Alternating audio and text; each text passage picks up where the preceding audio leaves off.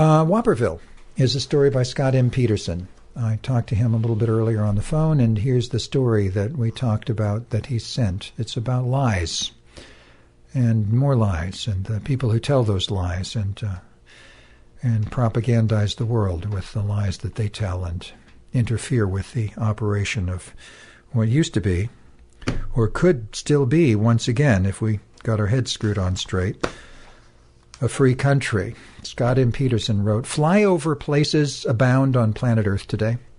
In Mendocino County, we've got Yorkville, that quaint little town on Highway 128 between Boonville and Cloverdale, where few outsiders ever stop. Oh, wait, now I stop there and get an ice cream cone if I'm there before 7 o'clock at night. At that the drive-in, Pix, it's a great place. You know, don't worry about the flies, we won't weigh them. But they've got ice cream there, and great hamburgers, just amazing hamburgers. I'm sorry, I'll just finish reading what he wrote here. Cloverdale, a region forever insulated from the outside world by a 2-lane highway, where teenagers brood as life passes them by day in and day out, like teenagers do in Macedonia, just north of Greece. Macedonia, once part of Yugoslavia, tried joining the United Nations in 1993, but Greece didn't like the name, so it was forced to join under a long-winded name, the former Yugoslav Republic of Macedonia. But like Yorkville, it has no oceanfront real estate. Until recently, Macedonia was famous for only one thing, a meatless dish called shopska salad. Macedonia has its share of flyover places, too. One of them is a shithole called Veles. With a population of 43,716, Veles didn't have much going on last year, with the exception of several hundred bored teenagers watching the world go by, who decided that if they couldn't make history, they could make it up, which they did, fabricating absolute whoppers about important matters well outside their bubble and getting rich doing it. The Veles whoppers made their way into the mainstream U.S. media well before the polls opened here in November of 2016, mostly through the Denver Guardian, something advertised as Denver's oldest news source, yet reported by the Denver Post as yet another whopper, because the Denver Guardian actually started in 2016, 3 months before the election. Denver Guardian was actually a website started by a 40-year-old California Democrat named Justin Kohler, not to promote online whoppers, but to reveal them, or so says Kohler. Kohler owns more than the Denver Guardian, a lot more. He also owns nationalreport.net and a host of mainstream media doppelgangers, including usatoday.com.co and washingtonpost.com.co, to name a few. How? Pay attention to the suffix on all three. It's .net for the first one and .co for the last two. A clever move that put whoppers inside the voting booth. Time after time after time. And like his Macedonian counterparts, Kohler got rich too. Kohler's whoppers spread like wildfire, all of them kindled by Veles teenagers with bogus Facebook profiles, then rebroadcast by legitimate Facebook users. The most popular of them was titled FBI Agent Suspected in Hillary Email Leaks, Found Dead in Apparent Murder-Suicide. That got shared on Facebook 500,000 times right after being published on Kohler's website, the Denver Guardian. The story about the dead FBI agent had plenty of detail, including the crime scene, Walkerville, Maryland, a town that never existed. The victim was an agent named Michael Brown, who also never existed, and the story was reported by a police chief called Pat Frederick, who also never existed, qualifying that as a triple whopper. Whoppers have been around for a long time. In the 6th century BCE, the Greek tyrant Pisistratus employed a tactic called victim hegemony to steal the Athenian throne. King Darius I of Persia did the same thing a century later by carving a big fat lie about himself into a giant stone monument at Mount Behistun, landing himself the Persian throne. And those are just two examples. Napoleon did it to consolidate power by focusing his whoppers on innocent children who were taught that to honor and serve our emperor is therefore to honor and serve God himself. Adolf Hitler took that a step further by promoting children's books like Don't Trust a Fox in a Green Meadow or The Oath of a Jew, and the book The Poisonous Mushroom, both of which were beautifully illustrated, but whoppers nonetheless. And the authors, like Kohler and the Veles teenagers, were paid handsomely for their work. The FBI came to me from a woman I respect and admire. To avoid any embarrassment, I'll call her Katie here. She's a lifelong Democrat who believed these whoppers so completely that she voted against Hillary Clinton and for Donald J. Trump. It was one of many such accounts, Katie told me. Hillary left a trail of dead bodies. One of them was reported to have been a campaign worker named Seth Rich, whose death was sensationalized by another website, whatdoesitmean.com, the author of which had written a previous article entitled Mysterious Planet Ejected from Black Hole at Center of Galaxy Warned Could Soon Impact Earth. Seriously. Katie revealed 4 of her sources to me in a handwritten memo months ago. She even asked me to check them out for her, so I did, albeit belatedly. These were her sources: endthefed.com, hillarysucks.com, hagoodman.com, and alexjones.com. The first website exists, but it's up for grabs, for a price, of course. Endthefed.org is a full-blown website with a teensy-weensy credibility issue. Back during the election, it published a whopper that Pope Francis had endorsed Donald Trump for president. That story got shared on Facebook 961,000 times. Today, there's no trace of it there. See for yourself. Poof, poof. A third possibility is that Katie meant endingthefed.com, something that, if true, is equally disturbing. An August 2016 BuzzFeed article linked that website to owners in Romania, right after it published a whopper that Megyn Kelly was fired at Fox News for backing Hillary Clinton. The second website was auctioned off on eBay for $51 back in August. It's still for sale today, but nothing appears there. Ditto for hillarysucks.org, not that anything more than the title is necessary. Third website is a directory to various articles and videos by H.A. Goodman, a Huffington Post writer who made countless predictions during the last elections, nearly all on the subject of how Hillary Clinton would be indicted before the election, which obviously didn't happen. The fourth and final is my personal favorite. It'll take you to Alex Jones' InfoWars website, where you can see that his sole advertiser is Alex Jones. In April of 2017, his own lawyer called him a performance artist, that's in quotes, who broadcasts radio shows from his house, all of them promoting whoppers, particularly the one called Pizzagate, where Jones insisted that a Washington, D.C. pizza parlor was part of a child prostitution conspiracy involving Hillary Clinton. In March of 2017, the New York Times ran a story reporting that Jones admitted that story was a hoax and even apologized for it. Of course, he apologized because a crazy person went to that pizza parlor and he brought guns and almost shot the place up, but was stopped before it happened. Thank Christ. Katie's latest Facebook entry shows that she's still getting her nutrition from Whopperville. That's obvious in a republished poster where Hillary reportedly trash-talked the president and first lady 3 weeks before the election, calling Michelle a bitch and the president a dumbass pimp. The attribution on that poster was WikiLeaks, something that just didn't check out. Katie had simply republished it from somebody named Brian Evans, who in turn had republished it from Miles Allen, neither of whom Katie was acquainted with. Snopes reported the source of that whopper as a Facebook page titled The Powdered Wig Society, the same douchebags that snookered Trump into reporting there was major unrest in Sweden over refugees who were torching the place. That's yet another whopper. Whoppers have consequences for those who serve them. That was reported in an article by Entrepreneur Magazine, where people engaged in online commerce are often linked to their Facebook page. The danger of sharing fake news in an online environment of credibility is damage to the trust relationship a user has with their online contacts. The hardest part of impression management is to fix or rebuild trust with target audiences. In quotes, that phrase was, Katie operates an online B&B out of her home, plus a retail art business, which is also online. My first question for Katie wasn't political or even ideological. It was economic. Did she notice any difference in her bottom line since she started republishing the type of material posted by Evans and Allen? Had her net income gone up any? But my second question was about health. How was Katie's well-being since she started interacting with those individuals? How were her relationships? I asked these questions by email, assuring her absolute confidentiality, and then waited for a reply. I have to stop for a moment and tell you you're tuned to KNYOLP Fort Bragg if you're in or near Fort Bragg, KMECLP Ukiah if you're in or near Ukiah. Scott Peterson continues.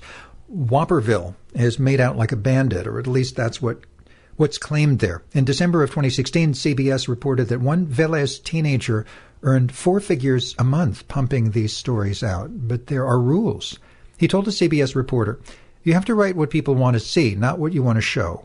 That really paid off for one writer who raked in $27,000 in just 1 month, according to an NBC article. That individual absolutely steamrolls mainstream competition. Why? Oh, they're not allowed to lie, he said. Vanity Fair reported that Justin Kohler's enterprises earned in the mid-6 figures. Alex Jones has done okay, too. He pays a divorced wife $43,000 a month for support, according to NBC News. This reporter has no right to cast the first stone here. In January, I'd read a news story about how the Oroville Dam could break any day from the domino effect of major upstream reservoirs, all of which were at capacity, and then told it to a buddy of mine. But then I checked it out later on Google Maps. There were no major upstream reservoirs. The story I'd read came from Breitbart News, the absolute home of the Whopper. So, tail between my legs, I apologized for what I'd said and revealed the origin of it.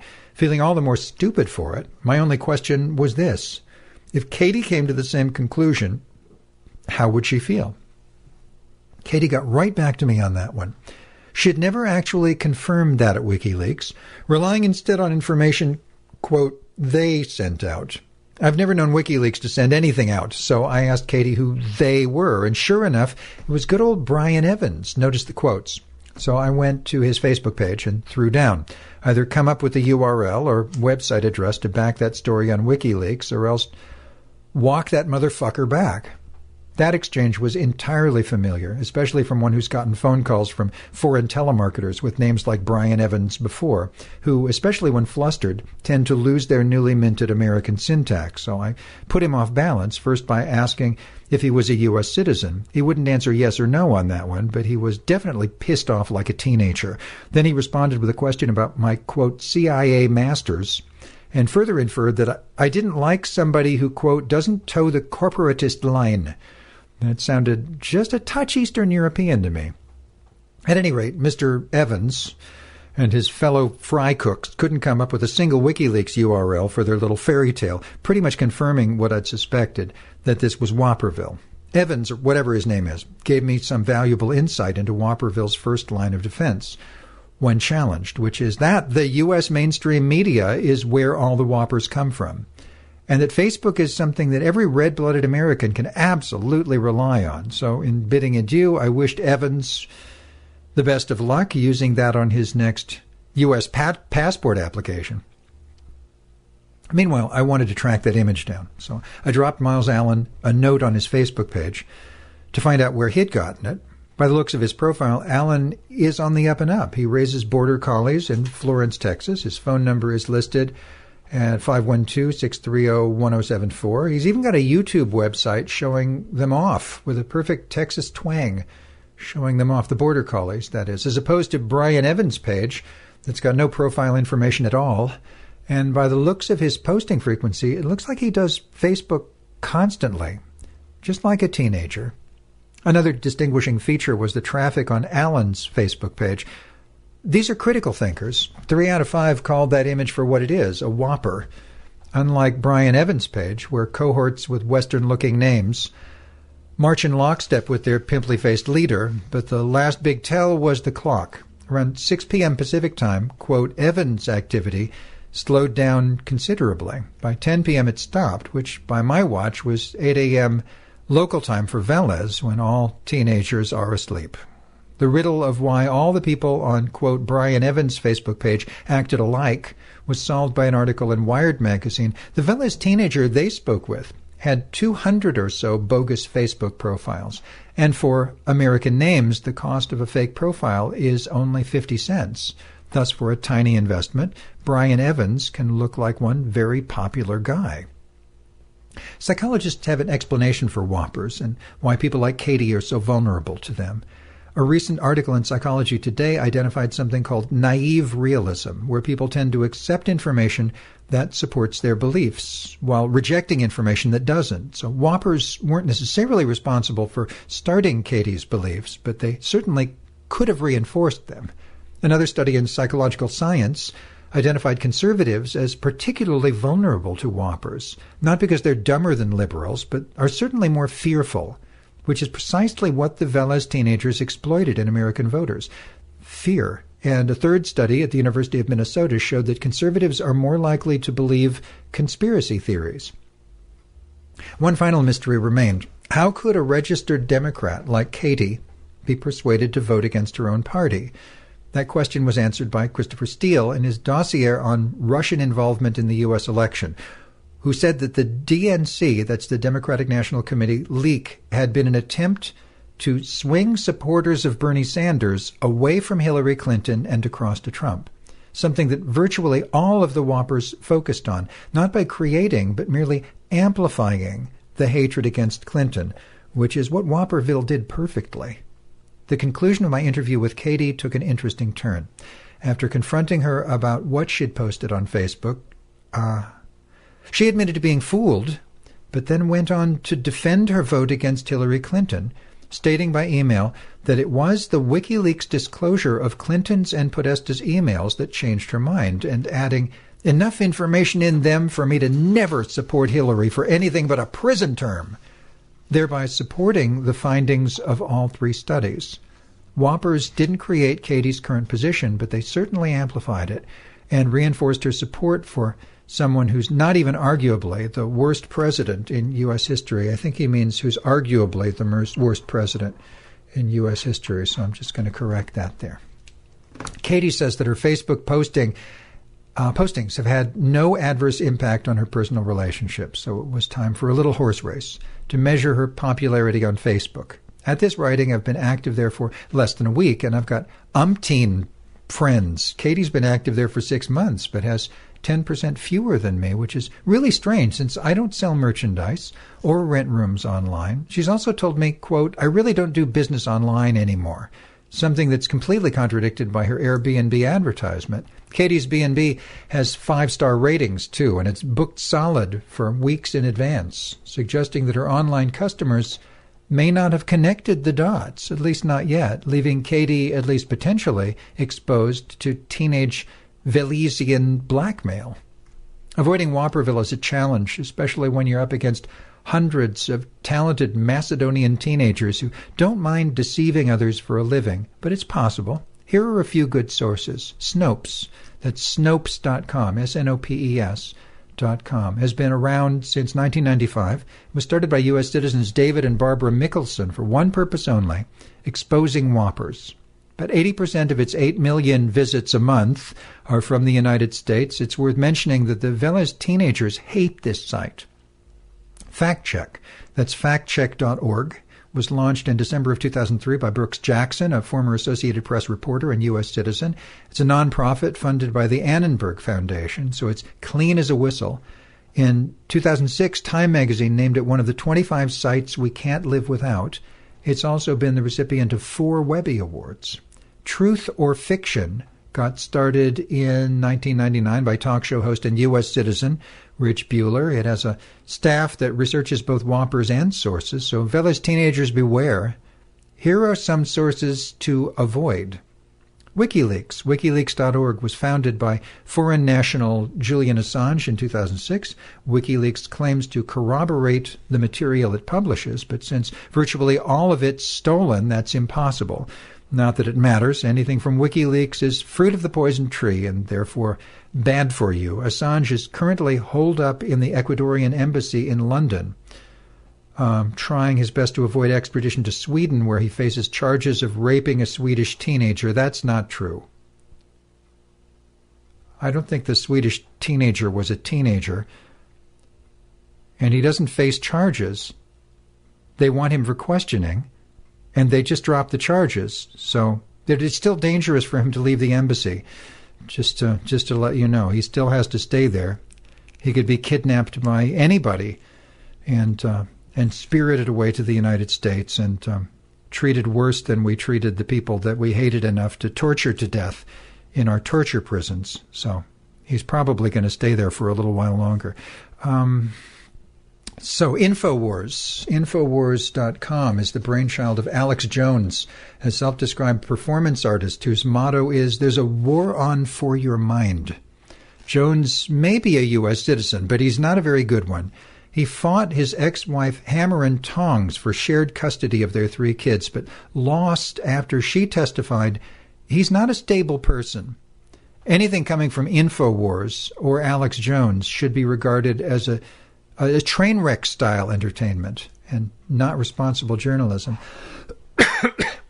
Go to YouTube and look up Alex Jones Goes Nuts, or Alex Jones Goes Apeshit, or Alex Jones Goes Crazy, or any of those things, and look at the videos of collections of times he does his radio show and TV show at the same time. There's a camera pointed at him, and he goes completely crazy, absolutely apeshit, hence the term. And lots of fun to watch, because these are collections. I mean, he might only go nuts like that once in one show, but he's done thousands and thousands of shows, and the nuts parts all stuck together. It's really interesting to watch. Very entertaining. SputnikNews.com is operated by Vladimir Putin, the enemy of all U.S. citizens, or at least all responsible ones. Sputnik is pro-Russian propaganda, period. Recordings from Sputnik Radio are often rebroadcast by Dan Roberts on Mendocino County's only high-powered radio station, only high-powered public radio station, KZYX, every Sunday afternoon. Roberts then hits listeners up for PayPal donations to support Vlad's program. Experts on propaganda agree that Whoppers can be recognized using plain old common sense. A research paper from BYU, that's Brigham Young University, shows how in 6 easy steps. Recognize Whoppers in 6 easy steps. Have I got all the steps? Yes, I do. Relying on emotion instead of logical evidence. The fellow's teenagers had this one wired. They did it by publishing material that looked like it was from WikiLeaks but wasn't. The fabricated email that Hillary Clinton supposedly sent was intended to produce an emotional response. Any logical response would have been for Katie to confirm that image before posting it to her Facebook page. Instead, she went with an emotional response and posted it without confirming it. Introducing irrelevant or unproved evidence. That's precisely what the fellow's teenagers did. In fact, that's all they did. Katie's an intelligent woman. She could have looked those Whoppers up, but she didn't, and promoted them instead, throwing her own credibility under the bus, attacking a person instead of a principle. Everything the fellow's teenagers did involved personal attacks against Hillary Clinton, but none were against her platform. So, faced with a choice, Katie voted not for a principle, but against a person, which is exactly what Whopperville wanted. Suppressing evidence. If the fellow's teenagers were journalists that have published counterpoints, evidence in support of Hillary Clinton. The same goes for Katie. To this day, she's got nothing good to say about Clinton, nothing bad to say about Trump. That's especially true for WikiLeaks, who published 30,000 emails from the Clinton campaign, but none from the Trump campaign. Well, Whopperville says nothing about the reams of income tax return evidence suppressed by Donald Trump. Oversimplifying and distorting. The fellow's teenagers did both on dozens of bogus Facebook sites where they turned Hillary Clinton's campaign into Hillary Clinton the person, thereby oversimplifying the issue. Then by distorting information about her, the same goes for WikiLeaks, who publishes Clinton's emails with a cartoon that distorts her facial features and oversimplifies her job as Secretary of State. That goes for Katie.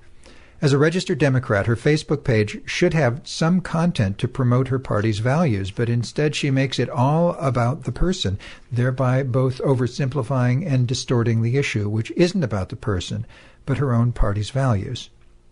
Internal inconsistency. This is what reveals Whopperville for what it truly is. Lopsided. The fellow's teenagers fabricated non-negative stories about Donald Trump. No negative. Words are pushed together, so I made that mistake. For a news agency or even a beauty parlor, that's inconsistent. There's no balance to the stories at all, and it's the same for Katie's Facebook page. It's populated with countless anti-Hillary Clinton posts, but no counterpoint, including the fabricated email from WikiLeaks where she got busted by 2 visitors for it being a Whopper and then never responded to them. At the same time, Whopperville goes radio silent when Russian officials get a private meeting with President Trump in the Oval Office without the American press, but with the Russian press, you might recall. Business in Whopperville ain't what it used to be, not by a long shot. After being forced to apologize for his role in Pizzagate, plus a costly divorce, Alex Jones isn't doing so hot these days. Publisher Justin Kohler, like Julian Assange, is practically barricaded in his Southern California home, hoping to God that patriotic U.S. citizens don't find out where he lives. And now that the jig is up on his media mimicry, he's unemployed, leaving only those Velez teenagers to pick up the slack. Where champagne once flowed freely, now it's only coffee for the Velez teenagers. Their pricey BMWs have all but disappeared, most of them repossessed by loan sharks. But the biggest irony of all is what's happened to Velez. According to a recent article in Wired magazine, websites run out of Serbia and Croatia polled the same number on Macedonian elections, where Zoran Zaev, the Velez equivalent of Bernie Sanders, narrowly lost the presidency of that country. According to one of the teenagers, the media is washing our brains, and the people are following like sheep. Velez has gone backwards since the November elections of 2016. After the news of its hundreds of out-of-control teenagers hit the mainstream media, the few tourists who once traveled there now avoid the place, as do potential employers for both adolescents who've lied to the world and the parents who let them, leaving little more than a flyover shadow on those eating meatless shopska salad in Velez today, which is just a just dessert for everybody in Whopperville. And that was a piece called Whopperville by Scott Peterson. Looking forward to the next piece that I get from him next week. He's doing such a lot of work, all of these different articles on all of these different subjects, and so much looking up and interviews and the whole news gatherer and investigative journalism shtick. Who else is doing it like that around here? I mean, I can think of a few of them, but they number less than the fingers of one hand. An amazing thing. 15 after 1, KNYOLP Fort Bragg, KMECLP Ukiah. Let's hear a little music, and then I'll be back in short order with more Memo of the Air Goodnight Radio, so don't go away.